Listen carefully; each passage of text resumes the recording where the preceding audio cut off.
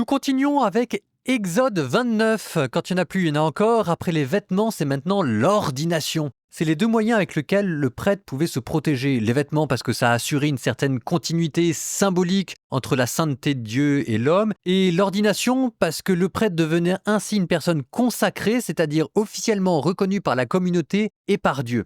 Donc c'est ce rituel de consécration que maintenant on va décrire. Alors, je vous dis rapidement la structure du plan pour que quand ça arrive, vous ne soyez pas perdus. On va commencer par les rituels de purification et d'habillage, avec de l'huile pour marquer la sainteté des prêtres. Ensuite, vous aurez les sacrifices pour la consécration. Une fois que vous avez les sacrifices pour la consécration des personnes, on passe à la sanctification de l'autel. Ça va être un rituel qui va être répété pendant 7 jours pour consacrer les prêtres et l'autel, et au cours de lequel tout va devenir très saint. Et puis après, le chapitre se terminera par la promesse de Dieu d'habiter au milieu de son peuple.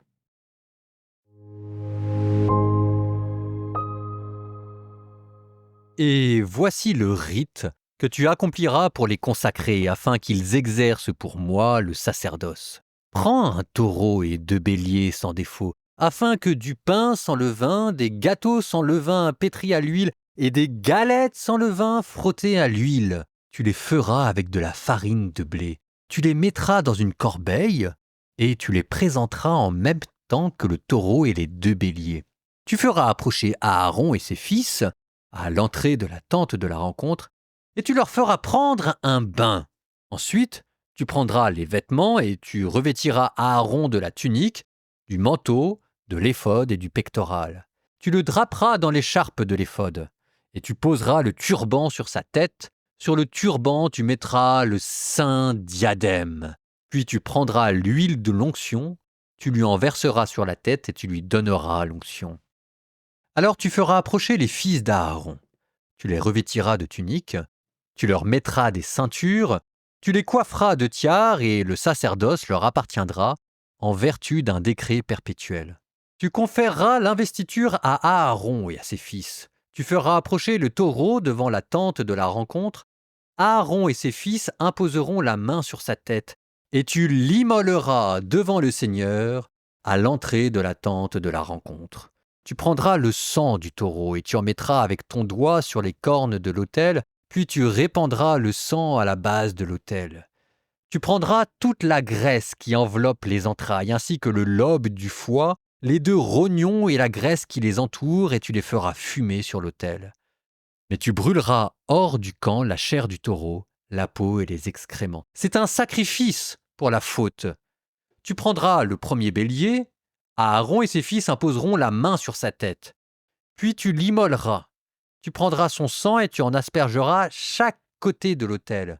Tu couperas le bélier en quartiers, tu laveras ses entrailles et ses pattes, et tu les poseras sur les quartiers et la tête. Tu feras fumer entièrement le bélier sur l'autel. C'est un holocauste pour le Seigneur, une nourriture offerte en agréable odeur pour le Seigneur. Puis tu prendras le second bélier.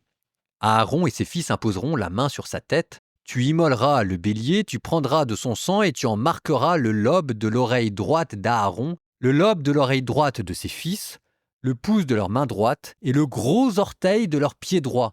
Et avec le sang, tu aspergeras chaque côté de l'autel. Tu prendras du sang sur l'autel et de l'huile de l'onction, et tu feras l'aspersion sur Aaron et sur ses vêtements, sur ses fils et sur leurs vêtements également. Ainsi seront consacrés Aaron et ses vêtements, ses fils et leurs vêtements. Tu prendras la graisse du bélier, la queue, la graisse qui recouvre les entrailles, le lobe du foie, les 2 rognons et la graisse qui les recouvre, ainsi que la cuisse droite, car c'est un bélier d'investiture.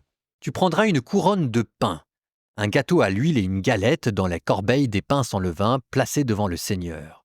Tu poseras le tout sur les paumes d'Aaron et de ses fils, et tu le leur feras présenter avec le geste d'élévation devant le Seigneur. Ensuite, tu le reprendras de leurs mains, et tu le feras fumer sur l'autel de l'Holocauste. C'est une nourriture offerte en agréable odeur pour le Seigneur. Tu prendras la poitrine du bélier d'investiture d'Aaron, et tu feras avec elle le geste d'élévation devant le Seigneur. Cette part sera la tienne. Tu consacreras la poitrine présentée, la cuisse prélevée du bélier d'investiture d'Aaron et de ses fils.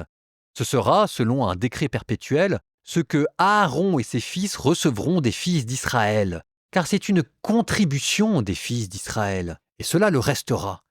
Une contribution prise sur leur sacrifice de paix, une contribution pour le Seigneur. Les vêtements sacrés d'Aaron passeront après lui à ses fils, qui leur porteront pour leur onction et leur investiture. Pendant 7 jours, le fils d'Aaron qui lui succédera comme prêtre portera ses vêtements. Il entrera dans la tente de la rencontre pour officier dans le sanctuaire. Tu prendras le bélier d'investiture et tu feras cuire sa chair dans un lieu saint. Aaron mangera, et ses fils avec lui, la chair du bélier et le pain qui est dans la corbeille, à l'entrée de la tente de la rencontre. Ils mangeront ce qui a servi au rite de l'expiation lors de leur investiture et de leur consécration. Aucun profane n'en mangera, car c'est une chose sainte. Au matin, s'il reste de la viande et du pain, tu brûleras ce reste au feu. On ne le mangera pas, car c'est une chose sainte. Tu feras donc ainsi pour Aaron et ses fils comme je te l'ai ordonné. Pendant 7 jours, tu accompliras le rite d'investiture, le sacrifice quotidien. Chaque jour, tu apprêteras pour le rite d'expiation un taureau, en vue du sacrifice pour la faute, puis tu accompliras le rite d'expiation sur l'autel en sacrifice pour la faute, et tu lui feras une onction pour le consacrer. Pendant 7 jours, tu accompliras ce rite d'expiation sur l'autel, et tu le consacreras. Ainsi, l'autel sera très saint, et tout ce qui touche à l'autel sera sanctifié. Voici ce que tu mettras sur l'autel. Des agneaux de l'année, 2 par jour, perpétuellement. Le premier agneau, tu le mettras le matin, et le second agneau, au coucher du soleil. Avec le premier agneau, tu mettras 10 livres de fleurs de farine pétries dans un quart de sétier d'huile vierge, et de plus, une libation d'un quart de sétier de vin. Avec le second agneau, que tu mettras au coucher du soleil, tu feras la même offrande que le matin et la même libation. Ce sera une nourriture offerte, en agréable odeur au Seigneur. Tel sera l'holocauste perpétuel que vous ferez d'âge en âge, à l'entrée de la tente de la rencontre, en présence du Seigneur. Ce sera pour vous le lieu de rencontre où je te parlerai. Là, je me laisserai rencontrer par les fils d'Israël, et ce lieu sera consacré par ma gloire. Je consacrerai la tente de la rencontre, ainsi que l'autel. Je consacrerai Aaron et ses fils, afin qu'ils exercent pour moi le sacerdoce. Je demeurerai au milieu des fils d'Israël, et je serai leur Dieu. Ils sauront que je suis le Seigneur, leur Dieu, qui les a fait sortir du pays d'Égypte pour demeurer au milieu d'eux. Je suis le Seigneur, leur Dieu.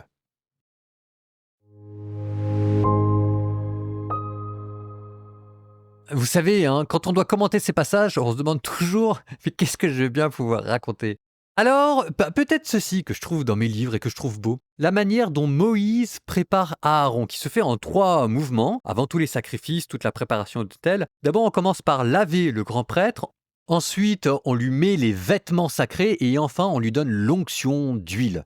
Alors, le premier, le laver le prêtre, c'est là pour enlever tout ce qui ne doit pas être là. C'est un rite de purification. Le deuxième, revêtir de manteau sacré le grand prêtre, c'est pour amener sur lui toute la majesté et toute la gloire du monde de la création, la meilleure part que nous pouvons offrir de nous-mêmes et du monde qui nous entoure. Et puis la troisième chose, l'onction d'huile sacrée, cette fois-ci représente un don spirituel. Ce qui manque et que l'homme ne peut pas apporter, c'est la part divine, la vocation. Ça, c'est ce que nous avions au début du chapitre. Je viens maintenant à ce que nous avions à la fin du chapitre. À la fin du chapitre, nous avons les sacrifices quotidiens qui permettent de renouveler cette consécration. Parce que la consécration, c'est la consécration en grande pompe, en grande solennité. Alors évidemment, là, tout le monde est présent à ce qu'on est. Mais dans la vie de tous les jours, parfois, vous perdez le sentiment de qui vous êtes et de la dignité sacerdotale. Donc, à la fin, il est question d'un double sacrifice quotidien. Un sacrifice le matin et un sacrifice le soir. Et alors, ce double sacrifice, en fait, fait écho à 2 autres activités que le prêtre doit faire tous les jours.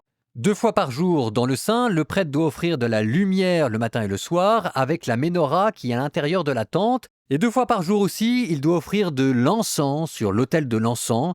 Ça, on en parlera dans le chapitre 30 à venir.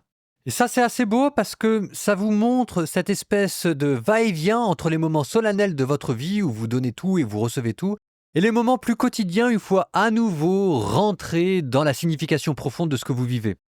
Nous terminons par une prière et je vous propose pour cette prière de reprendre les mots de Dieu à la fin du chapitre 29 qui sont extrêmement beaux et qui nous redonnent le rite profond du vêtement et de la consécration. Vous voyez, ces mots-là, ils étaient placés entre le vêtement et la consécration. Voilà ce que disait Dieu. Au nom du Père et du Fils et du Saint-Esprit. Amen. Seigneur, toi qui as dit que tu consacrerais la tente de la rencontre ainsi que l'autel, image de notre âme.